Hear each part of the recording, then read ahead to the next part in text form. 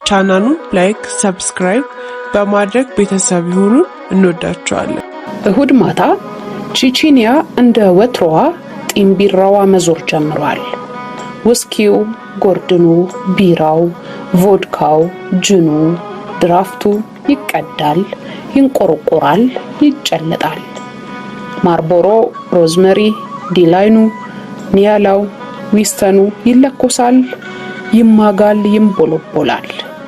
ቺቺኒያ ታቃጥላለች፣ ትንበለበላለች። ዜድ ፐብ፣ ዋሊያ ባር፣ አዝማሪ ቤት ብልጭ ድርግም የሚል መብራት የሌት ቀን ያውጃል። ቺቺኒያ ነቅታለች። ሮክ ኤንድ ሮል፣ አር&ቢ፣ ባቲው፣ ትዝታው፣ ቺኪቻካው ሁሉም ቀልጧል። ስካር እንደ ቅቤ ያብለጨልጫል። አልጋዎች ይንጫጫሉ። ኮንዶም ይዘሃል? ሁሉም ይጠያየቃል። አስቱ ቤት ቺቺኒያ ውስጥ ካሉ ሌሎች ቤቶች የሚለይበት ዋነኛው ጉዳይ ውስኪ ብቻ የሚጠጣበት መሆኑ ነው።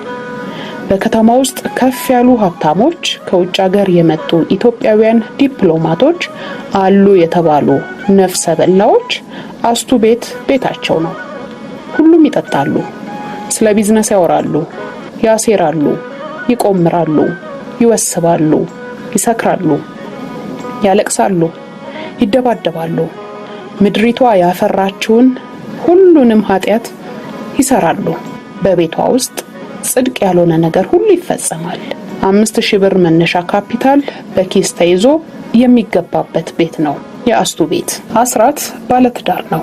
ወደ አስቱ ቤት የመጣው ገና ዛሬ ነው። በአንድ የግል ትምህርት ቤት ውስጥ ርዕሰ መምህር ሆኖ ከማገልገል በዘለለ የተትረፈረፈ ሀብት የማይካበትበት ስራ ነው የሚሰራው። በተጨማሪም 2 ልጆች አሉት። ባለትዳር በመሆኑ ወደ አስቱ ባር ለመምጣት ገንዘብ ማጠራቀም ነበረበት። ደግሞ አይሞላለትም። የተቀመጠውን አነስተኛ መስፈርት እንኳን ማሟላት አይችልም። የትኛዋም የቡና ቤት ሰራተኛ ገደብ አላት። ውበቷ ጎምርቶ ለአይን የሚያጓጓበት፣ ሴትነቷ ብዙዎችን የሚስብበት። ያ ዘመን ግን እብስ ብሎ ማለፉ አይቀርም። ልክ እንደ ጤዛ ቀስ እያለ ይጠፋል። የዚህን ጊዜ ፓንቷን መስቀል አለባት። ፈላጊ ስታጣ ቤቷ መወሸቅ አለባት። በሜካፕ የወየበው ፊቷ ማንንም አይጠራም። ጭኖቿ ማንንም አያያቸውም። ጡቶቿ ወድቀዋል። የዚህን ጊዜ ፓንቷን መስቀል አለባት። አስራት የመጣውም አንዲቷ የቡና ቤት ሰራተኛ ፓንቷን ልትሰቅል በተዘጋጀችበት ቀን ነበር። አስራት ለመሄድ አንገራገረ። አስራት ትዳሩን አክባሪ የሚባል አይነት ሰው ነው። ከሚስቱ በፊትም ሆነ በኋላ የሌላ ሴት ጭንገላ ነክቶ አያውቅም። ስለዚህ ከተሰናባቿ ሴት ጋር የመጨረሻውን ወሲብ ለመፈጸም በእጅ ያልላለ። ጓደኞቹ ቢጎነታተሉትም ነገር ግን የጓደኞቹ ግፊት ከመጠጡ ጋር ተዳምሮ ሊቋቋመው ስላልቻለ በመጨረሻ ተረታ።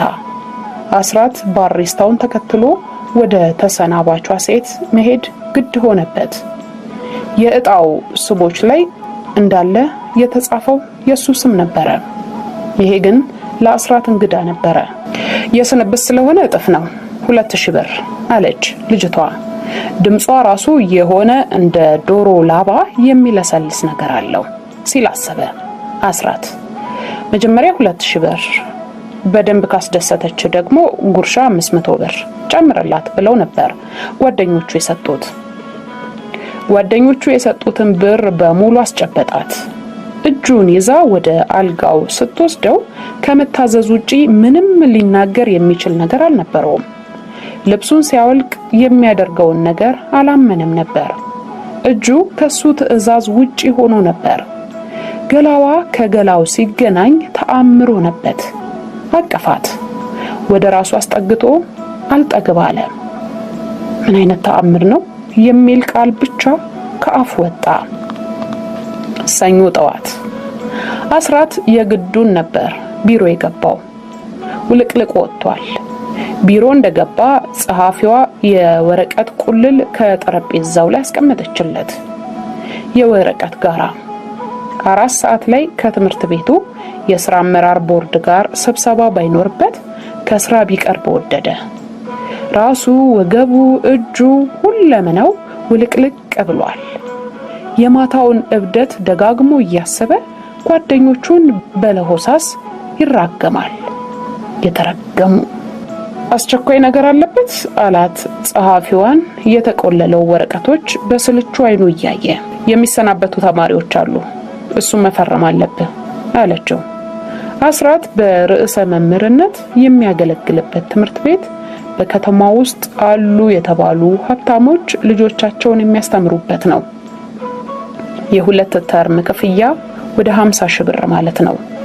ብዙ ወላጆች አቅማቸው ሳይችል እየቀረ ልጆቻቸውን ከትምህርት ቤት የማሰናበቱ ጉዳይ የተለመደ ቢሆንም ለአስራት ግን ደስ የማይል ስሜትን ይፈጥርበታል። የልጆቹን ሕይወት በአንድ ዓመት የማዘግየት ከጓደኞቻቸው በታች እንዲሰማቸው የማድረግ ዘላለማዊ ቁስል መፍጠር አድርጎ ያስበዋል። ግን ምንም ማድረግ ስለማይችል ደብዳቤውን ፈርሞ ጨረሰ። በመካከል ስልኩ ጠራ። አነሳው። ጸሐፊው ነበረች።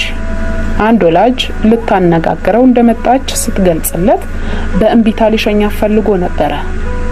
ከሚሰናበቱት ተማሪዎች ውስጥ የአንደኛዋ እናት መሆኗን ስትነግረው እንድታስገባት ነገራት።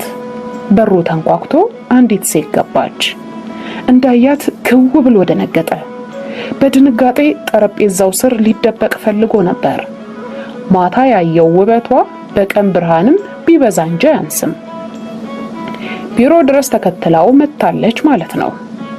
ስሙን ልታጠፋ፣ ልታዋርደው፣ አስፈራርታ ገንዘብ ልትቀበለው። የሚይዝ የሚጨብጠውን አጣ። የትምህርት ቤቱ አስተዳደር እንኳን ይህችን አግኝቶ እንዲያውም እንዲያ ነው። እሱስ የራሱ ጉዳይ።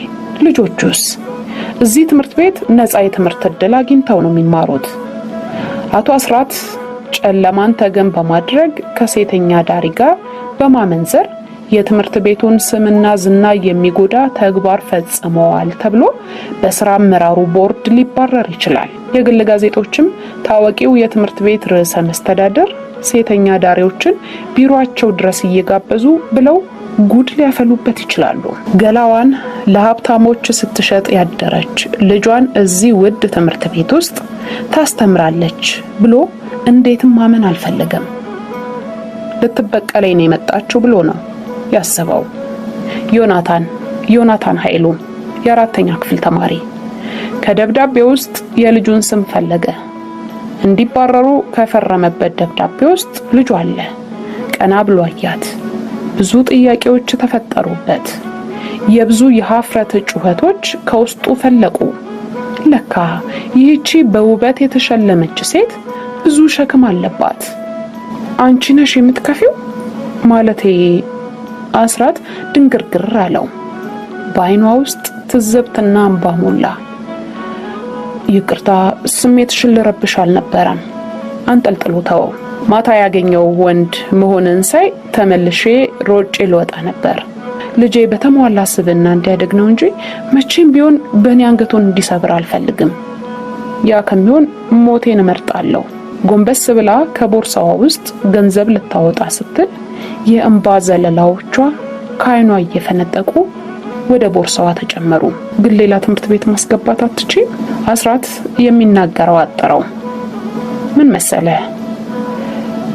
ላፍታ ስታስብ ቆየችና ንግግሯን ቀጠለች። ልጄን የወለድኩት በልጅነት ፍቅር ካገባሁት አባቱ ነው። ለ5 ዓመት አብረን ኑረን ሌላ ሴት ወዶ ጥሎን ሄደ። አውሮፓ ነው አሁን ያለው።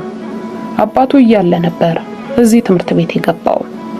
አባቱ ጥሎን ሲሄድ አቅም ስለማይኖረኝ አውጥቼ ሌላ ትምህርት ቤት ማስገባት ነበረብኝ። ግን አባቱን የምበቀለው በዚህ ብቻ ነው። የተወንን እንዳሮጌ ቁና የወረወረውን ልጁን ትልቅ ሰው አድርጌ ስገኝ ያኔ ከምንም በላይ ተበቀልኩት ማለት ነው። ደግሞ አንድ ቀን መገናኘታችን አይቀር። ልጄ ሲያደግ ሁሉንም እነግረዋለሁ። እንባዋን አዋብሳ ብሯን ከጠረጴዛው ላይ አኖረች። ግን አንድ ቃል ኪዳን እንግባ አለችው፣ በእጁ ያጠለቀውን የጋብቻ ቀለበት እያየች። አንተም ስለኔም ሆነ ስለ ልጄ እንዲች ብላ አትተነፍስም። እኔም እንደዚያው። በእሽታ አንገቱን እላይታች ነቀነቀ። መውጣቷን ተከትሎ ለዮናታን የጻፈውን የስንብት ደብዳቤ ቀዳዶ ቅርጫት ውስጥ ከተተው። ይሄ ነው የመጨረሻው ወሲብ።